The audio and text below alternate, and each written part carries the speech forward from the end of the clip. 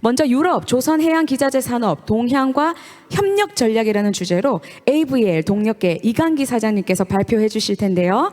다시 한번 힘차게 큰 박수로 맞아주시기 바라겠습니다.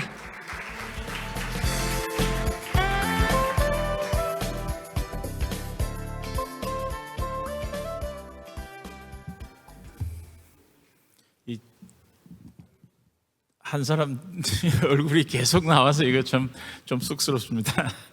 좀 보기 싫더라도 내용이 저희 프로그램 위원들이 수기한 끝에 정한 내용이라 여러분께서도 그 취지를 좀 이해를 해주시고 들어주시면 감사드리겠습니다.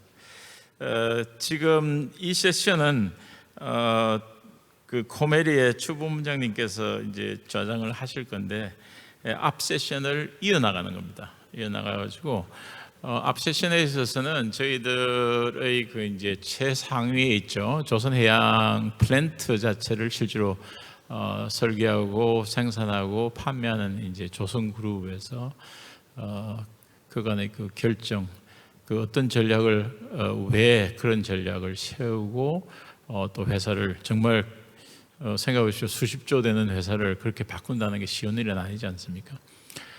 그렇게 하고 그것에서 발맞춰 가지고 두 개의 모범적인 회사의 성공담과 그분들의 그 관점, 견해를 이제 함께 했습니다. 이제 그러면서 제가 말씀드린 게 그 기자재 업체들의 그 지금 현재 처한 상황과 그다음에 나아갈 방향에 있어서 그냥 간단하게 고부가 가치로 가야 된다 하는 얘기를 드렸고, 독일 모델이 비교적 그래도 벤치마킹할 만하다 이런 요지의 말씀을 드렸습니다. 제가 이제 자료가 워낙 민감하기 때문에 수치나 뭐 가격 정보 이런 건 다 없앴습니다. 없애고 또 이 컨퍼런스는 국제 행사이기 때문에 사실 유튜브로 유럽 사람들까지 다 보고 있어요. 지금 현재 제가 살고 있는 함부르크의 조선기자재협회에 계신 분도 지금 유튜브에 참여하고 있고요. 그렇기 때문에 너무 우리나라 위주로만 가서는 안 될 것 같습니다. 그건 오히려 역효과를 낼 수 있을 것 같아가지고 상당히 좀 중립적이면서도 국제적인 협력 관계로 이렇게 가는 게 모양새가 좋을 거고요. 더군다나 우리 조선해양산업은 특이하게도 이런 업종이 거의 드물 겁니다. 98% 이상이 수출입니다. 그렇기 때문에 발주하는 척에 협조하는 모습을 보이는 게 제가 생각에 여러모로 좋을 것 같습니다. 저는 뭐 좀 아시는 분들이 많으실 것 같은데, 저는 제 경력의 대부분을 물론 국내 대기업에서 근무한 적도 있지만 대학과 그다음에 해외 기업에서 근무하고 해외에서 근무를 했습니다. 그래서 제 경험으로 그 유럽과 미주 지역 그쪽 지역의 사업 생태계나 결정 결심되는 과정을 비교적 좀 자세히 알고 있기 때문에, 더군다나 이제 저는 한국 사람이지만 유럽에 있는 다국적 기업, 지금은 이제 독일 기업이죠. 제 빼고는 다 독일 사람이니까요. 거기에 경영진으로 있기 때문에 비교적 그 사람들의 사고방식이나 결정 구조라든지 그다음에 그 제품의 개발 단계, 그다음에 제품의 특성, 그 사람들의 시장 전략을 비교적 알고 있다고 봐도 좋습니다. 그렇기 때문에 제가 이제 이런 세션을 이제 마련하고 여러분과 함께 그런 생각을 서로 이렇게 의논하기로 했습니다.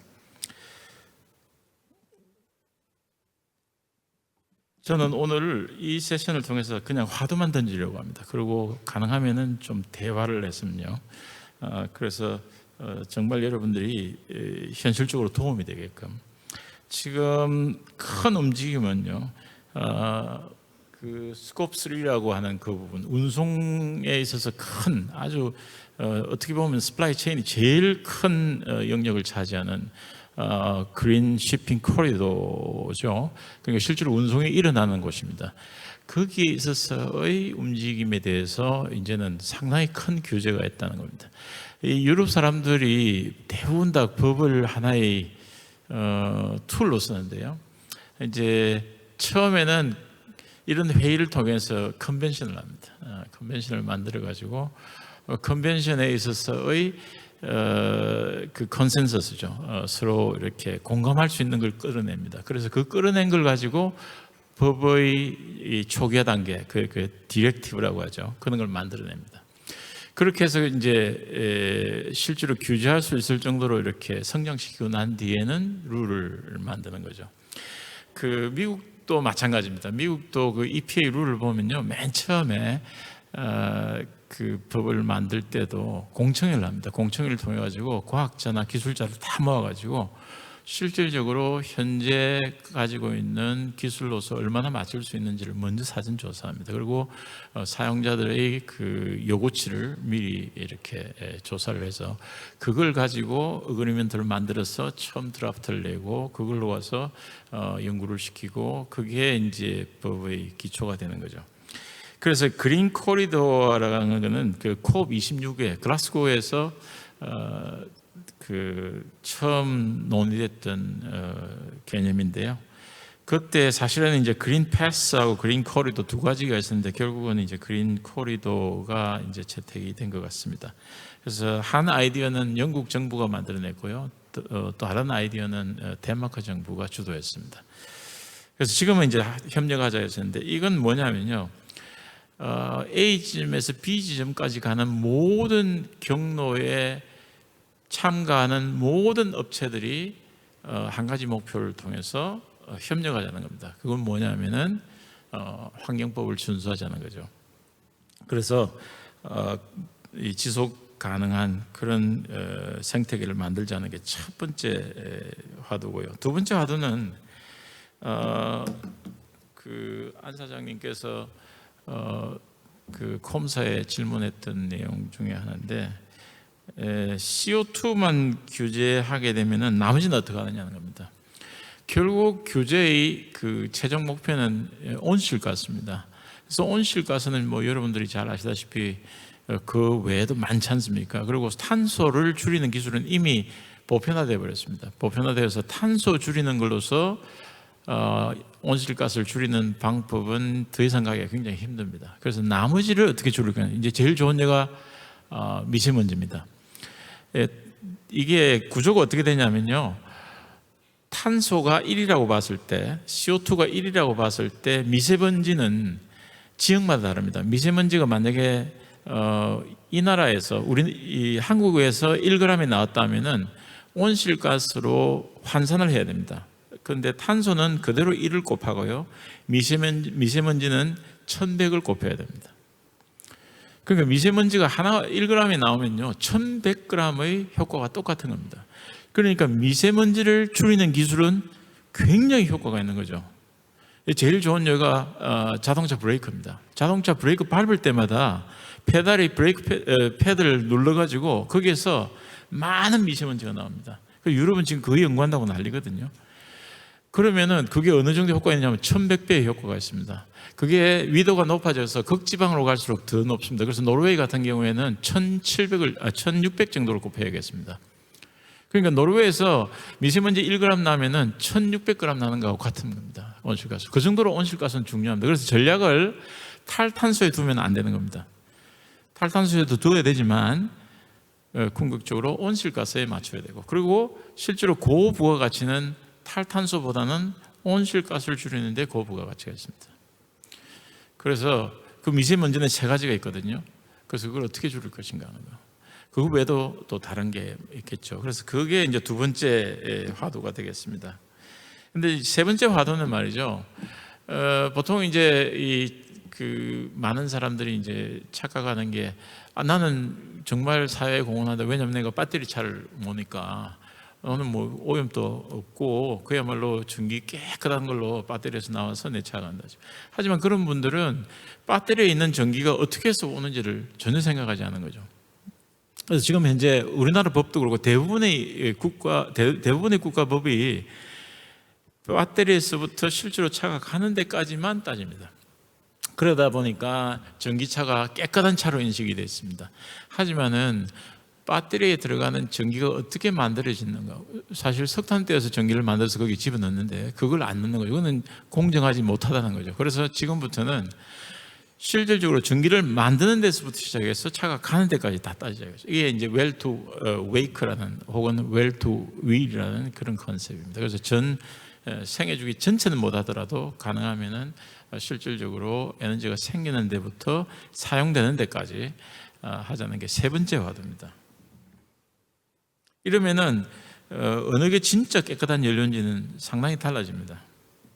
그 다음에 이제 ETS는 뭐 엄항섭 박사님께서 워낙 많이 말씀하셨으니까 얘기하는데, 이게 이제 우리로 봐서는 한국과 같이 제조 위주의 국가에서는 먹거리입니다. 왜냐하면은 이걸 맞춰야 되니까요.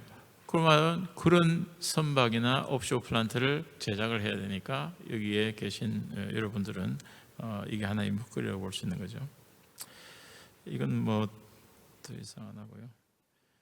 이 기술을, 이 세 가지를 염두에 두면은 우리가 갖춰야 되는 기술이 상당히 달라집니다. 그래서 제가 이제 여기 보여드리려고, 오늘은 시간이 워낙 짧기 때문에 자세하게 들어가지 않고 화두만 던지고 여러분의 질문에 답하는 그런 쪽으로 진행을 하려고 합니다.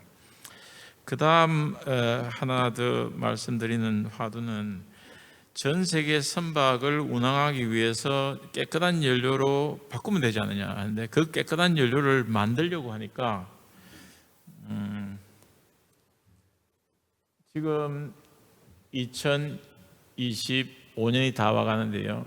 지금은 별로 차이가 없이 보이지만 갈수록 이 갭은 커집니다. 그 말은 뭐냐면요, 실질적으로 깨끗한 연료를 공급하기가 힘들다는 걸 말합니다. 왜냐하면 이게 그야말로 이제 목표치하고 같은 거거든요. 이 목표치를 맞추기 위해서는 이만큼의 연료 차이를 극복해야 되니까, 그 말은 뭐냐면 연료가 그만큼 모자란다는 거죠. 그래서 연료로서 다 해결하기는 거의 불가능하다, 이렇게 볼 수 있습니다. 이제 제가 계속 이제 유럽과 저희 나라의 차이점을 얘기를 했는데요. 여기서도 마찬가지 화두만 말씀을 드리면은 이와 같습니다. 유럽은 우리나라의 선박이나 물론 이제 개인 회사도 있고요, 펀드를 통해서 하기도 하고, 그다음에 은행을 통해서도 하기도 하고 하는데, 유럽은 대부분 다 투자자 혹은 소유자이면서도 그 실질적으로 플란트를 발주하는 발주처입니다. 그러니까 저희들로 봐서는 고객인 거죠. 한국으로 봐서는 고객입니다. 그래서 이분들은 주로 여기 재무적 투자자입니다. 그죠? 그러면서 유럽은 환경에 대해서 누구보다 더 민감합니다. 왜 노르웨이가 그렇게 하냐면요, 노르웨이에 환경 때문에 자연재해가 엄청나게 많았습니다. 그렇기 때문에 먼저 거기에 대해서 대비를 할 수밖에 없는 상황이었고요. 제가 이제 그 오스트리아 6년 살았는데요, 지금 독일로 옮겼지만 그 오스트리아 짤즈버그 근처에 재작년이죠, 폭우가 내려가지고 거기에 알프스 산의 일부가 무너져 내리면서 마을 자체가 암석으로 매몰돼 버렸습니다. 그래서 자연적으로 그 재해에 굉장히 취약한 지역이죠. 그러다 보니까 자연 그 환경에 대한 그 심각성을 누구보다도 빨리 느낄 수밖에 없고 대책을 세우지 않을 수 없는 그런 환경 속에 있는 겁니다. 그러니까 이쪽에 룰을 만들 수밖에 없는 거죠. 그래서 이제 룰 메이킹 기능을 많이 합니다. 그래서 그 지난 9월 23일, 24일 암스테르담에서 EU끼리만, 딴 나라는 제외하고 EU끼리만 모여서 우리 환경에 대한 대책 논의를 했습니다. 그래서 이제 그게 하나의 룰의 기초가 되고 결국은 법제화되는 과정을 아마 겪게 될 겁니다. 그거 외에도 이제 실제로 이 한국이나 일본, 중국에서 주로 건조하는 그런 플란트의 실지 소유주 내지는 사용자가 됩니다. 그리고 이제 조선도 아까 말씀드렸죠. 클러스터로 유럽이라는 큰 클러스터와 아시아라고 하는 큰 클러스터로 봤을 때 조선 해양 플랜트의 실질적인 금액 가치는 유럽이 살짝 높든지 거기 같습니다. 그래서 여전히 여기도 조선이 있습니다. 그런데 여기는 하이 밸류고, 제가 또 하나 더 팁을 말씀드리면은 인랜드 보트와 스페셜 퍼포스, 그냥 특수선에 대해서 이제 눈을 좀 뜨시라는 겁니다. 지금까지는요, 한국은 이 인랜드 베슬은 뭐냐면은 내수면 선박입니다. 내수면 선박에 대해서 한국은 아직까지 제가 알기로는 거의 관심을 안 가지고 있습니다. 왜 그러냐면 한국의 특수성 때문에 그렇습니다. 한국은 강은 무조건 보존해야 되거든요. 아마 우리나라 환경법이 아직도 안 바뀌었을 겁니다. 환경법은 보면 강에서부터 100m는 무조건 개발 제한 구역입니다. 그런데 유럽은요, 강은 무조건 활용합니다. 없으면 땅을 파서라도 활용합니다. 미국도 마찬가지입니다. 중국의 그 양쯔강에 다니는 선박이 제가 알기로 28,000척인 걸로 알고 있습니다. 유럽은 11,000척에서 14,000척 정도 됩니다. 그 다음에 미국은 미시시피 강 하나에만 다니는 배가 제가 그때 USCG로 듣기로 2만 척 이상입니다. 생각해 보십시오. 이 셋 다 얼마인지요. 근데 다 환경법 맞춰야 되거든요. 그래서 이거는 엄청난 시장입니다. 근데 좀 더 다르거든요. 그래서 여기에 대해서 관심을 가질 필요가 있고요. 거기에 대해서 지금은 유럽이 여전히 강자입니다. 그 다음에 이제 유럽은 여전히 실험적이고 하이테크에 집중되어 있습니다. 그 다음에 원천 기술을 가지고 있죠, 아직도. 그래서 유럽은 제가 근무했던, 저는 이제 ABL 리스트 GmbH라고 하는 회사에 이제 거기는 연구인이 약 12,000명 정도 였습니다. 7,000명이 연구인이고 전체는 한 12,000명 되는데, 이제 저는 65세로 거기 정년을 하고 독일로 넘어서 이제 다른 회사에 근무를 하고 있는데요. 생각해 보십시오, 여러분. 7,000명의 연구원들이 뭘 하겠습니까? 그런 회사가 많거든요. 많습니다. 그래서 유럽은 기술을 하나의 그 상품으로 영위하는 그런 기업들이 많습니다. 그에 반해서 이제 한국은 주로 제조 국가입니다. 그래서 우리가 물론 선박에서도 있긴 하지만 저희들은 그것보다는 오히려 선박을 건조하는데, 그 다음에 이제 특히 이제 두드러지는 것은 요 두 번째, 세 번째입니다. 요 부분이 이제 제일 큰데, 근데 이제 여기서 다른 점은 여기 기술이 하나의 상품화 됐는데 반해서 우리는 여전히 고품질, 그 다음에 가격 메리트, 그 다음에 단납기, 이게 저희 한국의 그 주 무기입니다, 그죠? 그래서 그게 좀 다르고요. 그 대신에 이제 엔진에 대한 적용 기술은 안 사장님께서, 그 다음에 이제 어제 윤옥훈 그 책임 연구원께서 자세히 말씀을 드려서 여기는 우리가 선두자를 지키고 있는데, 이미 척수로 봐서는 중국이 누적 수주량은 우리보다 많습니다. 그래서 이미 저거는 추격을 당했다고 볼 수가 있는 거죠. 아니면 곧 추격 당하든지. 그 다음에 이제 저희들은 기초 선도 기술은 조금 이렇게 유럽에 비해서는 좀 늦긴 하지만 설계 기술은 저희들이 뛰어납니다. 그 외에도 이제 다른 게 있겠죠. 그래서 저는 이걸 하나하나 우리가 여기에 다 맞추겠다 이런 노력보다는 저는 협력하자. 협력해서 윈윈할 수 있으면 더 좋겠다. 그러면 시너지까지 이렇게 일으킬 수 있으니까 그 점에 대해서 여러분들에게 앞에 화두를 드리면서 이러한 아이디어를 제안드립니다. 그래서 여러분들께서 이런 사전 지식을 갖고 지금부터 여러분들이 궁금한 점이나 아니면 제안 사항이 있으면 제가 일일이 답해드리겠습니다. 감사합니다.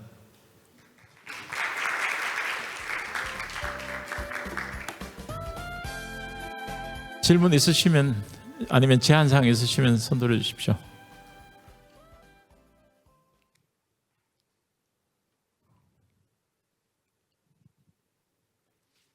예, 저쪽.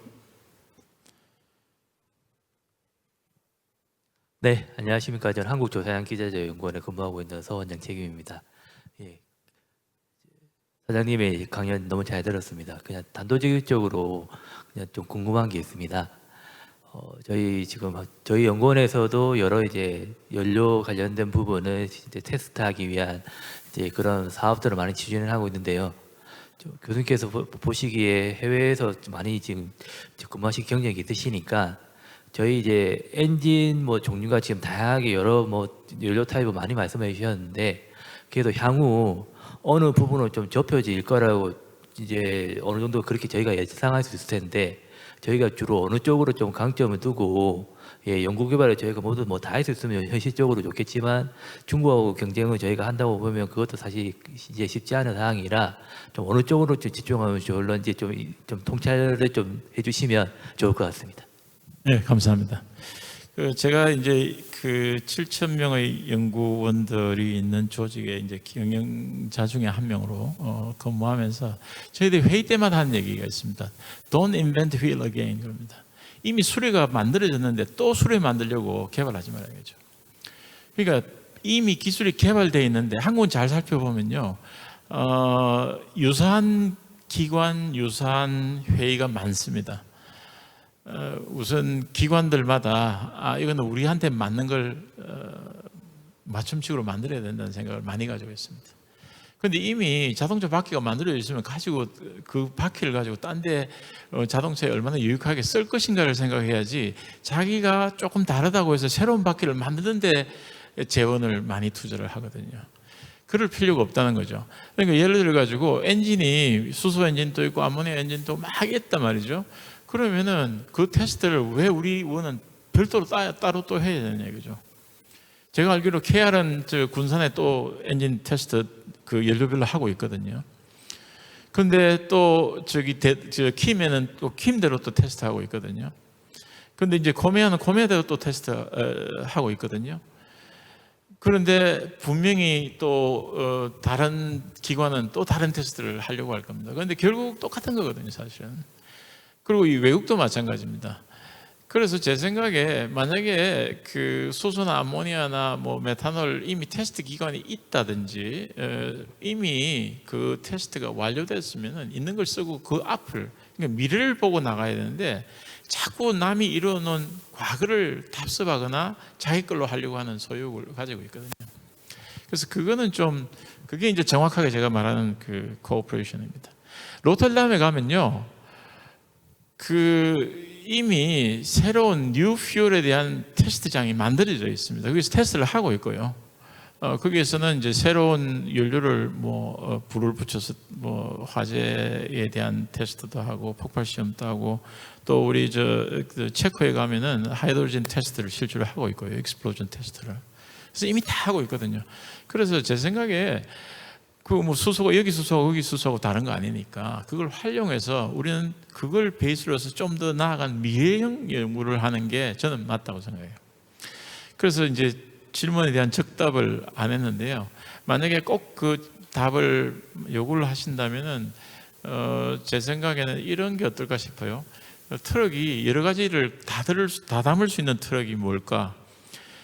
미래는 분명히 수소로 갈 거고, 그래서 수소와 유사하면서 수소도 되고 아닌 것도 되는 것은 아모니아죠.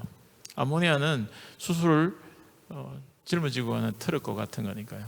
왜냐하면은 우리가 NH3지 않습니까? 아모니아는. 그래서 N은 공기 중에 얼마든지 있잖아요, 그죠? 그래서 공기 중에서 언제든지 원할 때 질소는 우리가 가져올 수 있고, 또 공기 중에 질소를 다시 돌려준다고 해서 환경을 해치는 게 아니잖아요. 그렇기 때문에 가장 안전한 수소 캐리어가 되는 거죠. 그래서 아모니아는 그런 측면에서 상당히 좋고요. 그 다음에 이제 아모니아의 생산 자체가 수소에 비해서 훨씬 더 비용이 적게 들고 또 쉽습니다. 그 다음에 이제 운반이나 또는 저장이 수소에 비해서 훨씬 더 용이하기 때문에 비교적 트렌드로 보면은 아모니아로 가는 게 빅 트렌드라고 볼 수 있습니다. 그리고 메탄올 같은 경우에는 지금 메탄올을 막 따라서 막 만들고 있는데 이미 메탄올을 드라이브 했던 AP 몰라 매스크 그룹은 메탄올을 스톱시켰죠, 그죠? 이미 발주를 더 이상 하지 않습니다. 그래서 에피몰라 메스크는 이번 이제 최근에 나오는 새로운 배치의 선박은 전부 LNG도 갑니다. 그래서 그 메스크를 따라서 선단을 구성하는 회사들은 지금 메탄올로 가고 있죠.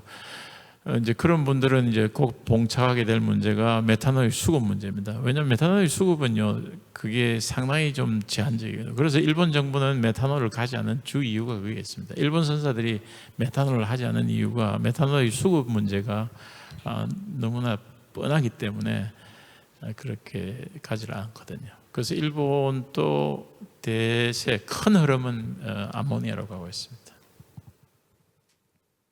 마지막으로 딱 하나만 더 받겠습니다. 혹시 있으면. 저는 가능하면 이제 기자재 업체에서 뭔가 질문을 했으면 하는데, 오늘 참석자분들 중에서 아마 기자재 업체는 조금 없는 것 같습니다. 아니면은 제가 그 커피 브레이크에 밖에 있으니까 언제든지 개인적으로 따로 질문하셔도 좋겠습니다. 예, 감사합니다.